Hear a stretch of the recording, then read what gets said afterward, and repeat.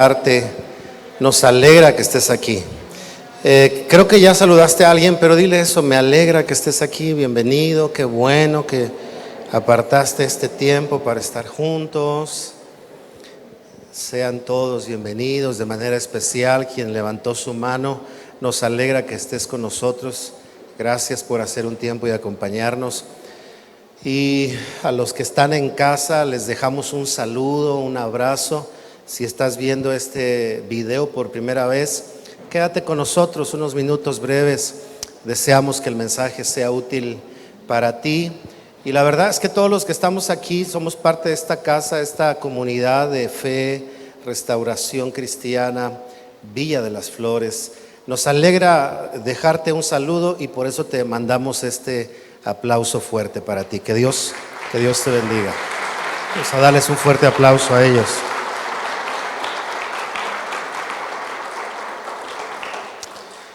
Muy bien, antes de ir al mensaje, a la reflexión, quiero decir solamente dos cosas. La primera, qué bueno y qué alegría es para mí, creo que para muchos o para todos, el trabajo y la disposición de todos los que sirven aquí en la iglesia. Número uno, no tendrían por qué hacerlo, pero como les compartía yo el viernes a ellos, algo Dios pone en nuestro corazón que es de Él y nos hace sentir atraídos para servir. Y yo una vez más, y no dejaré de hacerlo, celebro a cada mujer, a cada hombre, a cada joven. Hoy en día tenemos un buen puñado de adolescentes sirviendo en los equipos de trabajo y nos sentimos muy contentos y agradecidos a Dios por la vida de todos estos hombres y mujeres que desde temprano están aquí para preparar el lugar para que tú vengas. De verdad, el lugar se sigue limpiando entre reuniones, se limpian las sillas, se barre el piso, se limpia el piso, en fin, se hace una limpieza para tener el lugar adecuado para ti. Y quiero reconocer a todos ellos. Así que a todos los servidores, muchas gracias por su amor, su cariño y todo el servicio que hacen semana tras semana. Y este aplauso es para ustedes también, desde luego. Muchas gracias por su corazón generoso. Bien. Y la segunda mención la voy a dejar para el final para comentarla a propósito del mensaje de esta mañana. Hemos estado hablando de generosidad, un tema muy bueno para la vida, primero porque está en la Biblia, y si está en la Biblia tiene algo que generar en nuestras vidas.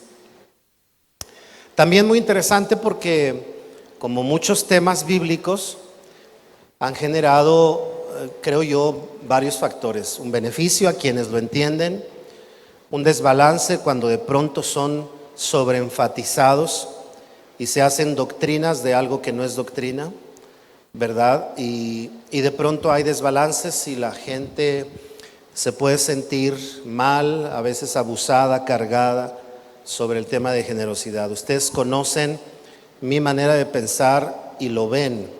Nosotros no levantamos ofrendas a cada rato especiales, no hacemos promesas, no generamos una carga sobre nadie. Cuando pedimos una ofrenda especial es una vez al año y cada quien da lo que está en su corazón dar. No decimos de 500 para arriba son espirituales, de 500 para abajo les falta fe. No, nada de eso. Porque creo que entre todo la gracia de Dios sobre nuestras vidas, sobre la mía en particular, de tantos años estar en la iglesia, me ha tocado ver con buenas intenciones desbalances que generan un daño. Y a veces el daño no es lo que pasa, el daño es lo que se produce. La gente tiene desconfianza. Hace rato decía Dari al cerrar la reunión, qué buen mensaje, porque cuando escuchamos generosidad muchas veces inmediatamente cerramos nuestra mano y decimos, ay, ¿qué nos van a pedir? Pero todos ustedes saben que aquí no pedimos absolutamente nada. Al contrario, nos gusta dar, nos gusta sembrar, nos gusta disponernos. Y Dios se encarga siempre de producir corazones generosos. De hecho, de ahí vienen los servidores, de un corazón generoso, de dar su tiempo, de dar sus recursos, de dar su agenda, de separar espacios que antes eran familiares ahora para servir en la iglesia, y Dios mueve corazones. Entonces el tema es muy importante porque es parte de la vida y porque está ligado al énfasis que hemos estado poniendo en la mira, que es la influencia en nuestra vida y a través de ella. Hemos ya aprendido varias cosas sobre la generosidad, que es la sabiduría de la generosidad. Hablé de eso la semana pasada. Lo digo por si no lo has visto, métete a la página y ve toda la serie, te va a servir, te va a ayudar. Hemos hablado de algunos rasgos, efectos de la generosidad, y hoy en esta reunión quiero hablarles de algo que la generosidad es, en lo que se convierte a la hora de vivirlo, ejercitarlo. Y por eso el tema le hemos titulado factor generador. La definición de factor tiene la idea de ser un elemento que siempre determinará algo, que determinará un punto de diferencia o que determinará los rasgos de algo, ¿no? Es factor. Por ejemplo, en el banco te dicen, si baja de tanto dinero, dependiendo tu cuenta, dice, te vamos a generar un cargo a la semana. Entonces es un factor que no bajes de ahí para que no te cobren una mensualidad por el manejo de la cuenta. Entonces es factor que mantengas esa cantidad. Y ese factor determina que el servicio bancario no te cueste nada y que puedas tener ahí tu dinero, tus 10,000 pesos que no sabes qué hacer con ellos, pues vas y los metes al banco, ¿no? Si alguien dice amén, te aseguro que vas a vivir eso un día. Si tú dices, ay, pastor, no bromea así, pero sígame la corriente, por favor. Y se vuelve un factor, pero este factor es generador. Es decir, no solamente estamos hablando del adjetivo, sino también del verbo en el que se convierte la generosidad. Hace rato hablé de que la generosidad es un antídoto. Échate una mirada a este mensaje también. Pero quiero hablarles hoy de este factor de generador, o de este perfil de la generosidad, que es como un generador. Ahora, para eso déjame decirte que la vida funciona, entre otras cosas, con dos factores primordiales: consumidores y generadores. De nada sirve que alguien genere algo si no hay un consumidor que lo utilice. De nada sirve que haya alguien que utilice algo si no hay un generador que vuelva a hacerlo, ¿verdad? Como aquella persona que llegas y le dices, véndeme todas tus congeladas, y te dice, no, porque si no después ¿qué vendo? ¿No? Y en lugar de aprovechar un día para irse temprano a descansar, dice, no, es que mis clientes me vean. Yo lo que haría es quedarme en el lugar, ya vendí todo, ya tengo mi cuenta del día, y si alguien viene y me dice, no tienes congeladas, se me acabaron hoy, pero mañana aquí estoy, ¿no? Pero hay gente que dice, no, es que si vendo todo y mis clientes vienen, les quedo mal. Y entonces de nada sirve generar si no se consume, y de nada sirve consumir si no seguimos generando. La vida está así. De hecho, cuando tú y yo empezamos a desarrollarnos en el vientre de nuestra madre, nuestro primer contexto es el de consumidor. Pero el consumidor, es decir, tú y yo como fetos que estamos tomando alimentos del cordón umbilical, es posible porque la mamá, ¿verdad?, se convierte en consumidora, pero el esposo se tiene que convertir en generador. Porque ya no come poquito la esposa, ya quiere comer más y se escuda diciendo, es que ya somos dos. Antes comía 3 tacos, ahora come 16 y dice que los otros 14 es el bebé que tiene hambre, ¿no? La vida inicia ahí en un contexto de generación y de consumo. Pero también es muy interesante que nosotros vemos que en la vida de pronto hay desbalances, ¿no es cierto? Y hay personas que solo consumen, pero ya no generan. Si tú tienes apenas 40 años y solo consumes, tienes un problema, porque el momento de tu vida no es solo para consumir, hay que generar.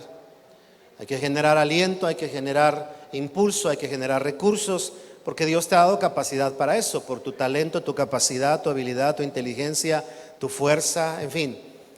Pero la vida nos enseña que hay quienes desbalancean esto. Y el apóstol Pablo en cierta ocasión habla a la iglesia que estaba desbalanceada en el contexto de la generación, inclusive por la fe. Y la iglesia tesalónica creía que como Cristo ya venía, no era necesario trabajar. Imagínense. Hay algunos con el espíritu de Tesalónica el día de hoy. Y dicen, no, el Señor ya viene, ¿para qué trabajo tanto? Y Pablo escribe, y en ese contexto es cuando tú has escuchado este pasaje o esta mención, cuando Pablo dice, el que no trabaje, que no coma. Es decir, si no generas, no consumas. Digo, hay diferentes escenarios, ¿no? Puede ser un momento de rehabilitación, un accidente, un mal tiempo, donde estás reservándote, pero no toda la vida. Y la vida entonces funciona con generación y con consumo. Ni uno ni el otro se pueden desbalancear, pero hay quienes solo quieren consumir. Hay otros que solo generan y no disfrutan lo que generan. Entonces, la generosidad nos ayuda a trabajar el equilibrio del consumo, pero sobre todo de la generación o de la productividad. Y esto es algo muy interesante, porque ahorita que veamos los ejemplos que quiero hoy citarte, te vas a dar cuenta que en todo ese ambiente donde la generosidad opera, la vida va a estar operando. Es decir, vas a detonar cosas, o vas a alentar cosas, o vas a darle durabilidad a ciertas cosas. Por ejemplo, me acuerdo de aquel hombre que un día vino conmigo recién en el inicio del ministerio y me dijo, Dios me dijo que lo cuidara. Y así llegó conmigo. Les platico que en el inicio del ministerio la economía era limitada y yo trabajaba todo el día. Yo salía muy temprano y regresaba muy noche. Y en el turno nocturno yo le decía a Dios, déjame hacer planos. Yo soy diseñador arquitectónico, me encanta el dibujo arquitectónico. Y yo decía, si me dejas trabajar, yo en la noche genero la diferencia. Y entonces Dios me dijo, no quiero que lo hagas. Claro, para un perezoso ese sería un sonido angelical. Señor, muchas gracias. Repítemelo, por favor, que te oiga mi esposa. ¿Que no qué, Señor?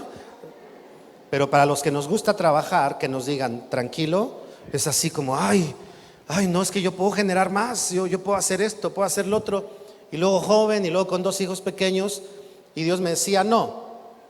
Pero en ese tiempo, ahora entiendo, muchos años después, que Dios tenía que forjar carácter y fe en mi vida.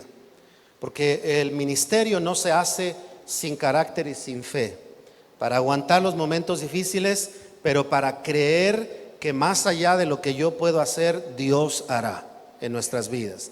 Todo lo que tú ves en este lugar no es resultado de mi esfuerzo, es resultado de nuestra fe, de creerle a Dios. Y lo que vamos a hacer los siguientes años es resultado de eso, porque Dios lo estuvo forjando. Entonces, en aquel tiempo yo escuché a este hombre que Dios le dijo, Dios me dijo que lo cuidara. Y por 4 años, mientras estuve en esta congregación, este hombre nos cuidaba. De verdad, nos cuidaba. Me daba una ofrenda mensual. Él era un empresario y me daba una ofrenda mensual, siempre en momentos particulares. Yo nunca le hablaba y le decía, hermano, ya está lista mi ofrenda. No, cuando él de repente me decía, pastor, pase a mi oficina, y me daba una ofrenda. De pronto me hablaba y me decía, pastor, prepárese para que se vaya de vacaciones. Y de repente me preguntó un día, ¿cuándo es su aniversario? Y esos 4 años nos mandó a mi esposa y a mí de vacaciones en nuestro aniversario. Así nos cuidaba. Venía el día de la mamá y me hablaba y me decía, le voy a dar una ofrenda para que le regale. Así era de exagerado el cuidado. En fin. Y durante esos años yo experimenté la generosidad de ese corazón que le dio vida a muchas cosas, que hizo crecer mi fe, que Dios a través de este hombre me enseñó lo que la palabra de Dios dice: nunca te dejaré, siempre te sustentaré. No dice ahí con el pago de tu nómina, Dice, te sustentaré con la diestra de mi justicia. Entonces, cuando tú sabes que estás en nómina, dices, bueno, en la quincena recibo. Pero cuando sabes que no estás en nómina, entonces tienes que aprender a creer que con la diestra de su justicia, Él te va a proveer o un trabajo o un negocio, o en el caso de nosotros, en mi caso particular, que estoy de tiempo completo para el ministerio, de proveer el sustento para cada temporada de nuestra vida. Y ahí Dios detonó vida. Es decir, este hombre era un generador, pero no solo generaba recursos. Con su generosidad generó en mi vida el despertar de una manera de ver a Dios actuando para respaldar a alguien que había aceptado el llamado para servir a Dios, o que había abrazado el llamado para servir a Dios, y creerle que al entregarse y al darse y al poder trabajar para el Señor, no habría necesidad de afligirse por las situaciones físicas o materiales, porque Dios siempre iba a suplir. Ahora, el punto aquí te lo digo porque eso no es solo necesidad de los pastores. Eso lo necesitamos todos los que estamos aquí. Si tú tienes hijos pequeños, necesitas vivir en un corazón generoso, porque ese corazón generoso va a producir en ti vida en tu fe, vida en tus posibilidades, vida en tus dimensiones de creerle a Dios. Y cuando tu hijo venga y te diga, papá, necesito esto para la escuela, tú nunca tengas que decirle, hijo, estás viendo la crisis de la que dejó la pandemia y todavía me pides, sino que puedas decirle con un corazón generoso, sí, hijo, Dios mediante te voy a dar para tu libro. Gracias por el ánimo y el entusiasmo. Así que la generosidad está en el terreno de la generación, de generar. La palabra generar significa producir o causar algo. Es decir, que sin productividad no se causa nada. Es decir, que si dejamos la generosidad fuera de nuestra vida, muy seguramente estamos dejando de causar y de producir algunas cosas. Me gusta que la palabra generar también significa, escuchen, engendrar. Es decir, darle vida a algo. Número 2, procrear. Es decir, hacer algo en pro de la vida. Y me gusta la tercera, criar. Que no solamente es engendrar, sino es sustentar algo. Y la generosidad tiene esta capacidad de ser un terreno de la generación o de un generador, lo cual va a estar siempre conectado a engendrar, a procrear y a criar. Y va a sustentar tu vida, no importa los cambios, los embates, no importa las crisis que puedas pasar, porque la generosidad, un corazón generoso se conecta con la fe para saber que lo que Dios te ha dado, Dios lo va a sustentar hasta el último de tus días. No se me olvida, fíjense bien, no se me olvida que recién estaba en el ministerio, en un tiempo de austeridad, al inicio del ministerio, recién casados, mi esposa y yo, y de pronto me subí a un camión, ¿verdad? Los de la Ruta 100, imagínense, hace tantos años. Y de pronto me empezó a venir una crisis de aflicción. Tenía yo 25 años y empecé a pensar, ¿qué va a hacer de mis hijos? ¿Qué les voy a dejar? Si soy pastor y no tengo seguro social y no tengo esto y no tengo lo otro y no tengo aquello y no, 25 años, y de pronto ya estaba llorando en el camión, afligido de decir, híjole, creo que debía de seguir mi otra carrera porque ahí sí puedo conseguir algunas cosas, pero y me empezó a entrar un estrés a los 25 años de decir, ¿qué es lo que me depara el futuro? Y Dios no tardó en hablarme a mi vida a través de Éxodo 21, donde habla de la ley de los esclavos. Y en esa historia, si tú lo ves, dice que cuando un esclavo le toca salir libre, pero dice en su corazón, no quiero ser libre, quiero quedarme con mi amo, una de las cosas que pasaba, dice ahí la historia, lo lees en casa, es que el Señor decía, este siervo me servirá para siempre, por lo tanto tendrá sustento y tendrá techo y tendrá casa para siempre, él y su familia. Y Dios lo que me dijo es: tú trabajas para mí. Tú vas a tener sustento y vas a tener techo todos los días de tu vida. Yo sé que es fácil decirlo, pero cuando no cotizas para el Infonavit, cuando no tienes capacidad bancaria para un préstamo, creer que Dios nunca te va a dejar sin casa es otra historia, ¿eh? Es más o menos como creer que el Cruz Azul va a volver a ganar un campeonato. Y los del Cruz Azul dicen: pero un día vamos a, no importa que pasen otros 20 años, pero un día vamos a volver a ganar. Ahora le tiré a los del Cruz Azul para que descansen los del América. Lean conmigo lo que dice Proverbios capítulo 11 y nos vamos rápidamente a ver estos tres terrenos o estos tres escenarios de productividad que la generosidad hace. Pero Proverbios nos dice algo: da con generosidad. No solo dice da, dice cómo, con generosidad. Y serás más rico, dice esta nueva traducción viviente. Serás prosperado, dice la versión 60. Luego dice: sé tacaño y lo perderás todo.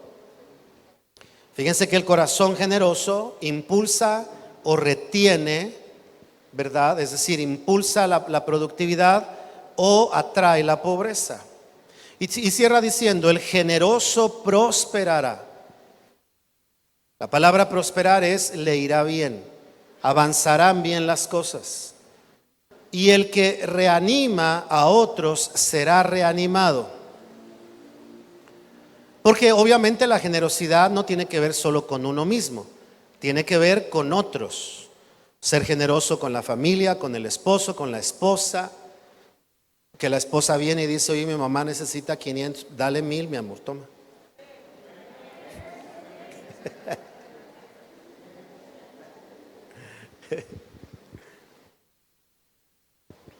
Sí, hay que ser generosos.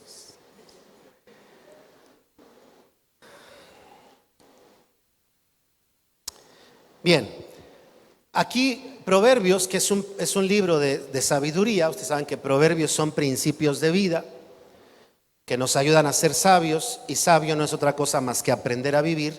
Incluye la generosidad. Y dice: es de sabios ser generosos, aunque no lo diga de esa forma.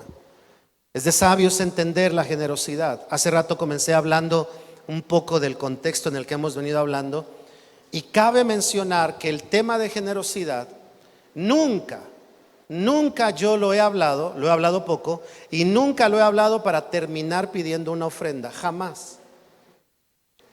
No es nunca mi perspectiva. Ni para decirles: vamos a hacer, hermanos, ya cerca mi cumpleaños, sea que sean generosos. No. Ay, sí, de verdad, ya cerca mi cumpleaños, ¿verdad?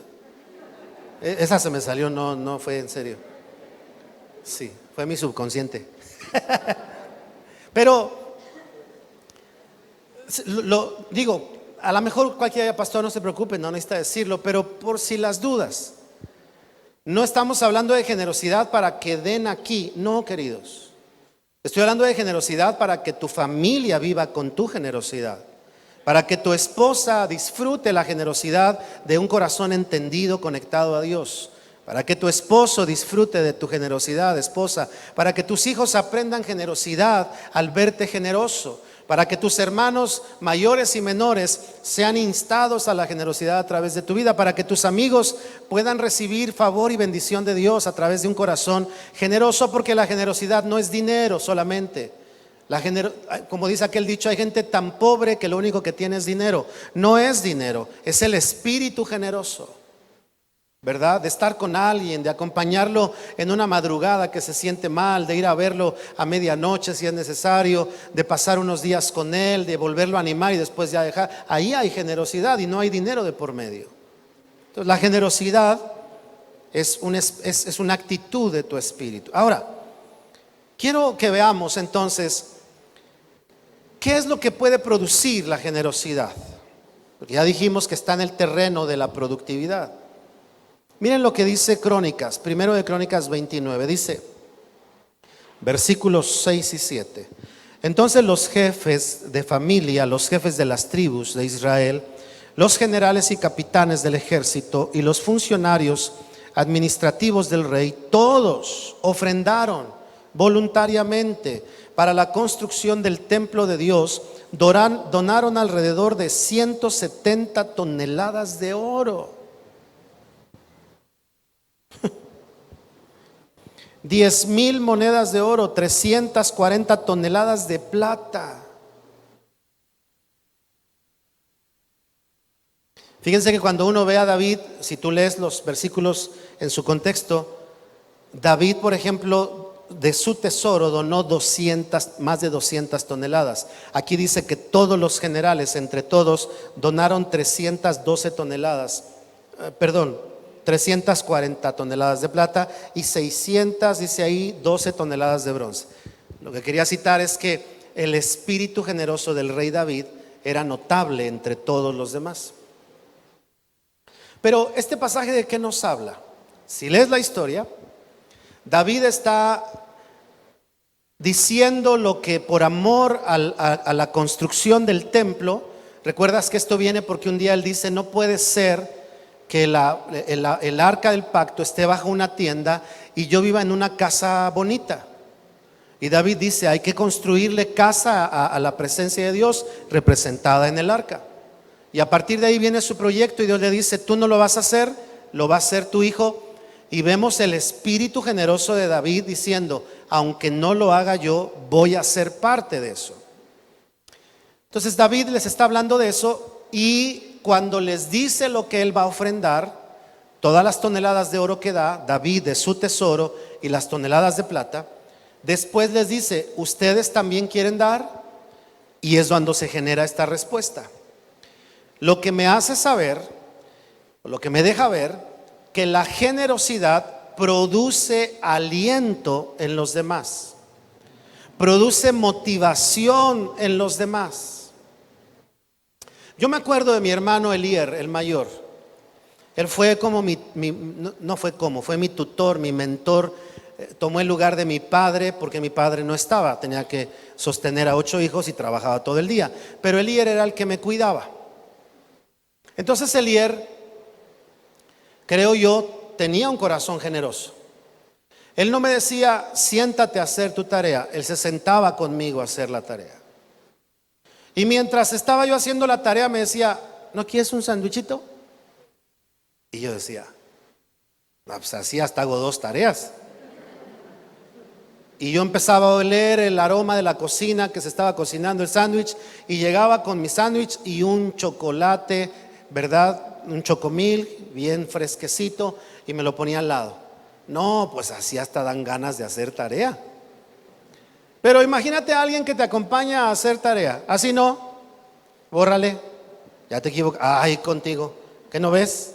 Apúrate, ándale que me tengo que ir. Ese no es un corazón generoso. Y Elier daba de su generosidad. Recuerdo que me acuerdo todavía, imagínense, me sentaba a desayunar, me decía: vente, vamos a desayunar. Y él me sentaba, yo ya estaba grande, tendría como unos 4 o 5 años, y me ponía una silla de este lado y me ponía otra y me hacía una casita. Era generoso. No nada más me decía: ahí está, come.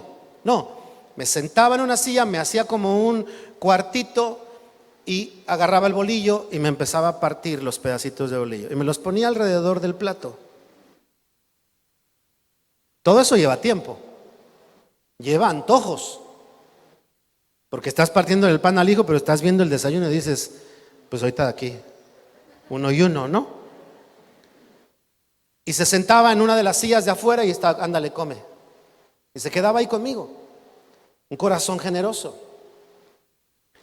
De repente me decía: si haces la tarea vamos al zoológico. Vivíamos cerca del zoológico de Aragón. Entonces yo me emocionaba y decía: no, pues hago la tarea. Hacía la tarea y me llevaba al zoológico para que me vieran los animalitos. No, no es cierto, para que yo los viera.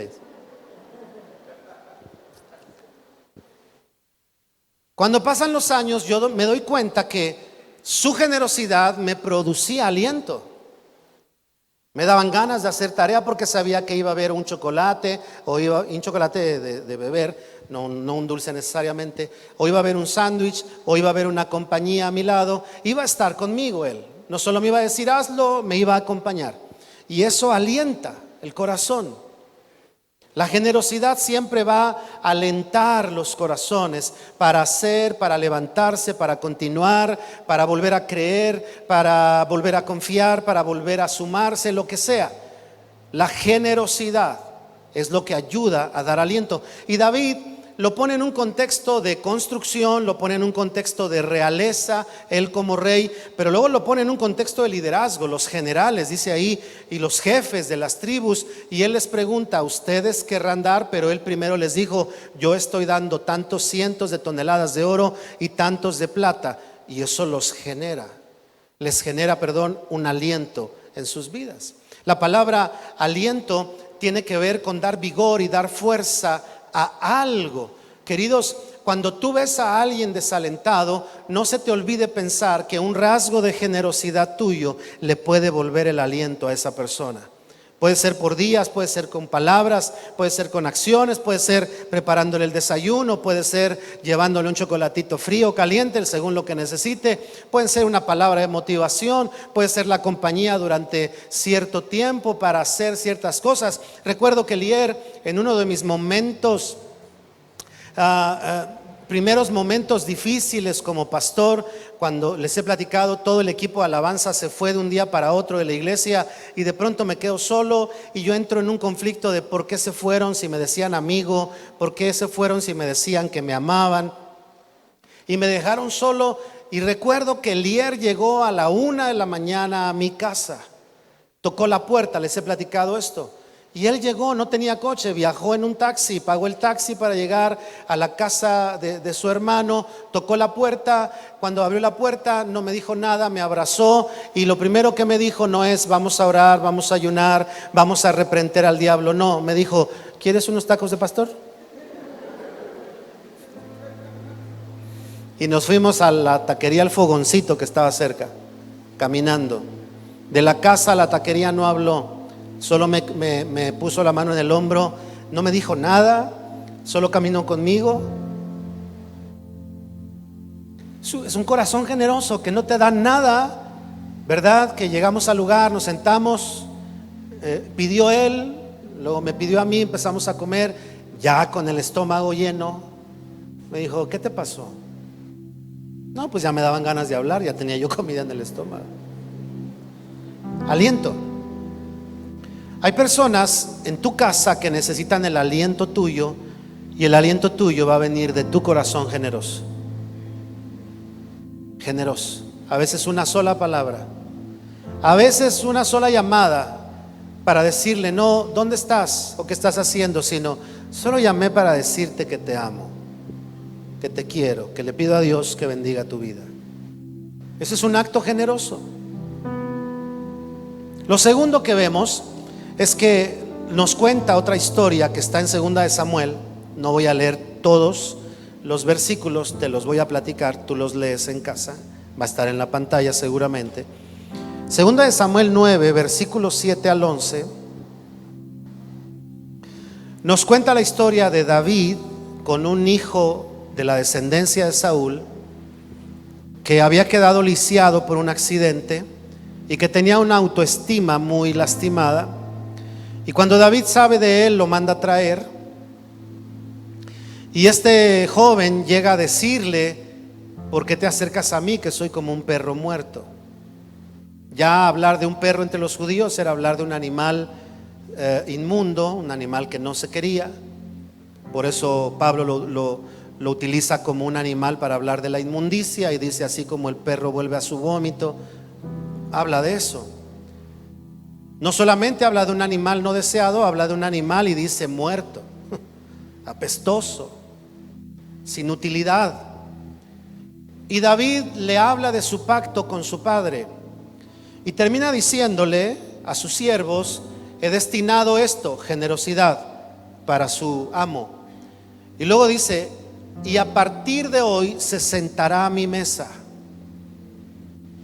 Porque David creó, además de su pacto generoso con su amigo, David se dio cuenta del espíritu apocado de esa persona.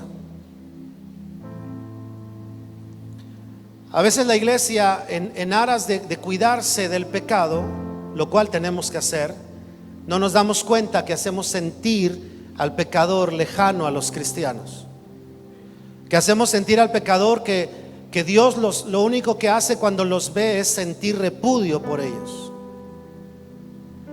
Y por eso a la iglesia le ganan otros corazones que le dicen a alguien que tal vez tiene una postura equivocada, una tendencia equivocada, le dicen yo sí te amo, y la gente se deja amar por ellos. Cuando lo que la iglesia debería de hacer con un corazón generoso es ser una causa de restitución de las personas, que se puedan encontrar con Cristo un día. A ti y a mí no nos toca cambiar vidas, eso lo hace el Espíritu poderoso de Dios en cada corazón.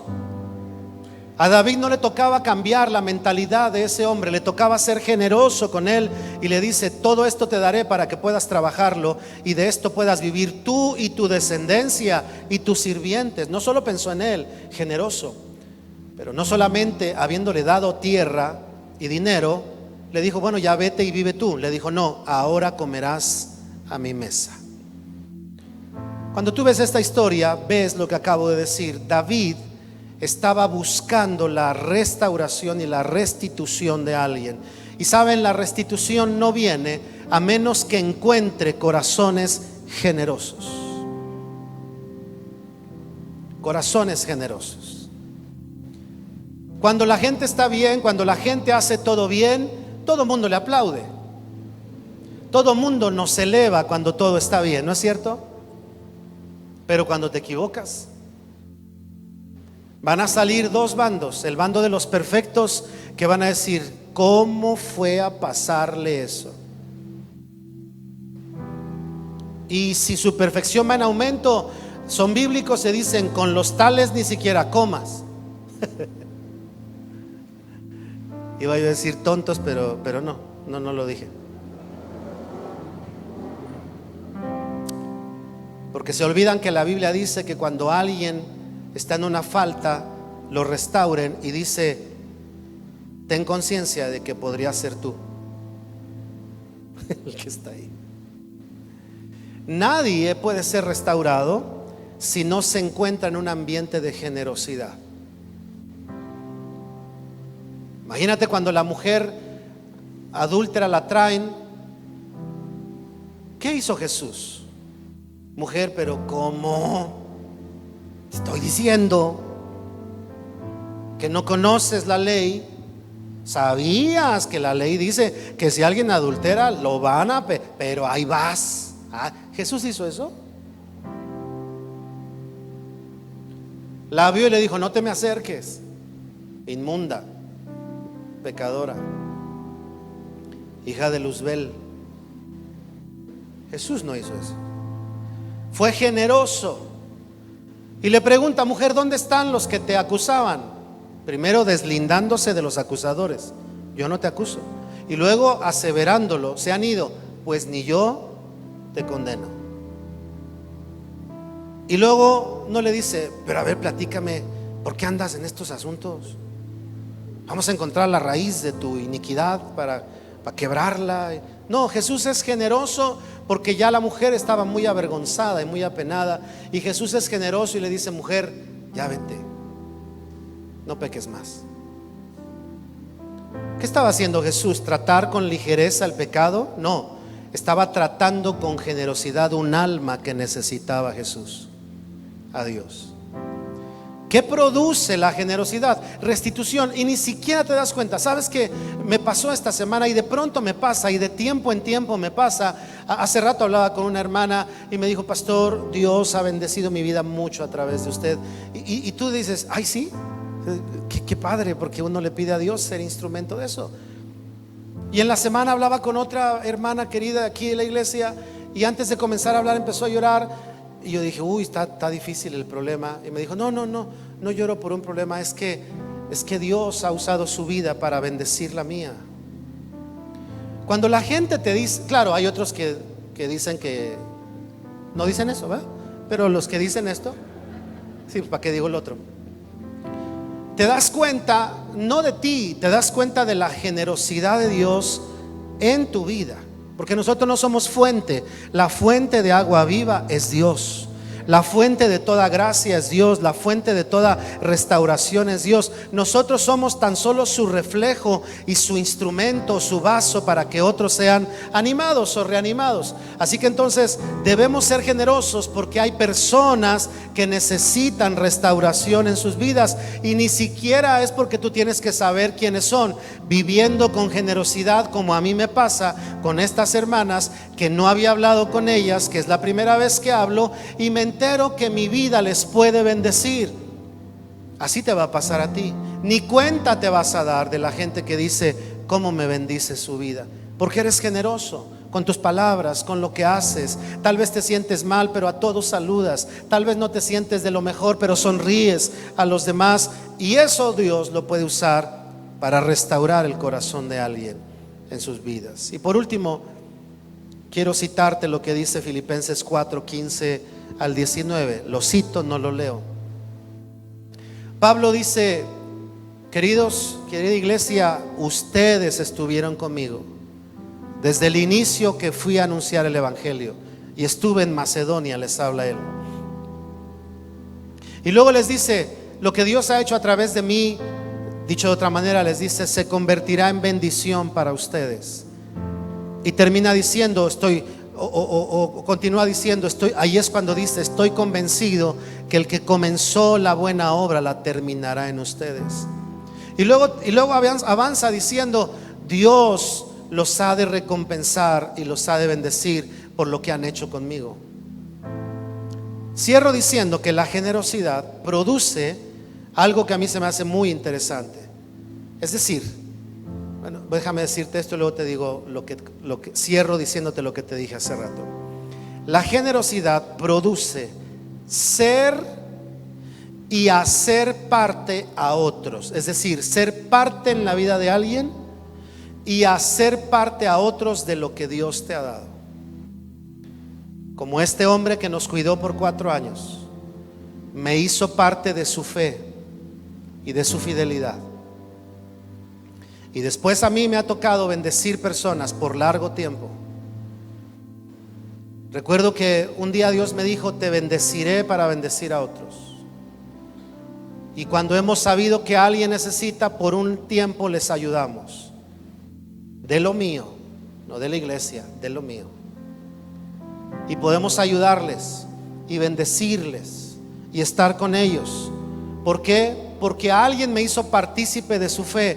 Cuando doy, Dios nunca agotará su provisión sobre mi vida. Entonces me animó a mí, y pasado el tiempo, ahora yo puedo ayudar a algunos, o he ayudado a otros, o los he impulsado en la medida que he podido. ¿Por qué? Porque alguien me hizo parte de su vida, pero ahora yo he hecho a otros parte de lo que ahora Dios hace a través de mi vida, y ellos seguramente harán parte a otros de su vida. Con algunos he sido parte del inicio de su matrimonio, con otros he sido parte de su educación, con otros he sido parte de su mala racha para salir de ella, no de causarla, ¿verdad? De otros he sido parte de su levantamiento de una racha difícil, y no porque les dé dinero, sino porque estamos con ellos. Queridos, ser generosos no es dar dinero.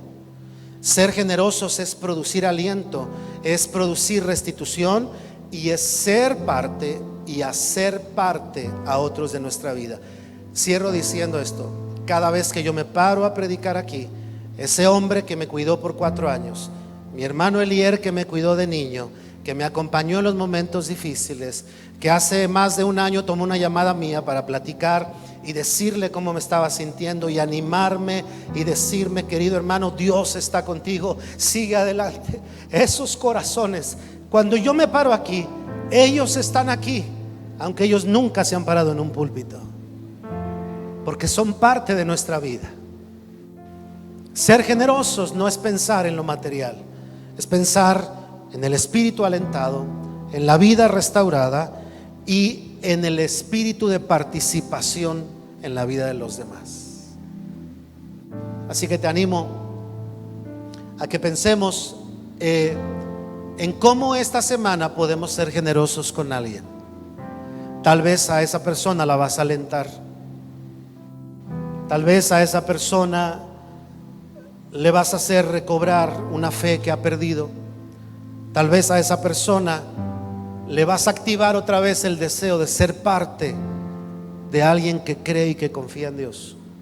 Te animo que esta semana no la dejes acabar sin tener una acción totalmente intencional. Despreocúpate de las que ni te das cuenta, pero una intencional, que tú digas: voy a hacer esto con el señor de los jugos, con la señora de las quesadillas.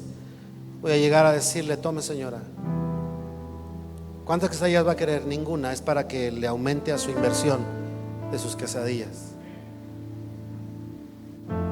Y no te va a ver ningún partido político aquí, ni le vas a decir: pero vaya a mi iglesia. Tampoco le vas a decir eso. Hagamos algo esta semana, ¿te parece bien? Vamos a orar. Señor, gracias te doy en esta hora. Primero por la generosidad tuya. Por causa de ella estamos aquí. Tu palabra dice palabras como estas: por tu misericordia no somos consumidos, porque eres amplio en extender tu misericordia. Lo hiciste antes, lo hiciste en la culminación de la cruz y lo haces cada día. Generoso, generoso, generoso, porque no hay otra manera en la que tú puedas ser. Y hoy nos recuerdas que este mundo necesita corazones generosos y que la iglesia es un buen huerto donde la generosidad se puede despertar por vidas restauradas, sanadas, reconciliadas con Jesús. Y ahora ser un instrumento para bendecir a otros con esa generosidad. Oro en esta mañana para que cada uno de los que están aquí seamos ese puente de generosidad, porque tú eres la fuente y eres inagotable, Señor. Que ninguno que está aquí piense que ser generoso lo dejará pobre, pobre de fuerzas, pobre de palabras, pobre de tiempo, pobre de dinero inclusive, porque tu palabra dice que el generoso será prosperado. Ayúdanos, Señor, a tener en el enfoque con quién haremos algo esta semana para practicar esto y establecerlo de manera intencional en nuestras vidas. Somos generosos, como hemos aprendido, con el necesitado, pero también generosos con el que merece honra, pero también generosos, Señor, con aquellos proyectos que hay en la vida de otros. Y oramos para que la fe que requiere la generosidad se mueva en nuestras vidas y a través de nuestras vidas. Señor, gracias por tu palabra, porque esto que nos hablas es salud para nuestras vidas, tiene que ver con nuestra salvación, y eso mismo va a generar en la vida de otros. En Jesús te agradecemos. Amén y amén. Ay, qué bueno es Dios, ¿no es cierto? Dígale a alguien: sé generoso, que será bueno para tu vida. Dígaselo: sé generoso, que es bueno para tu vida. Y después de decirle eso a alguien, vamos a dar un aplauso de gratitud a Dios con todas nuestras fuerzas.